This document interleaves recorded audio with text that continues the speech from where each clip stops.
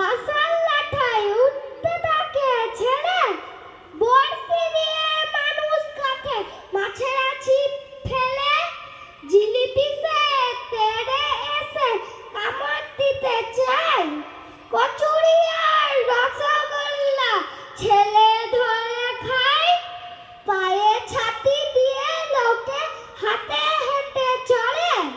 ডাঙায় বসে নৌকা জাহাজ গাড়ি ছোটে জলে, মজার দেশের মজার কথা বলবো কত আর।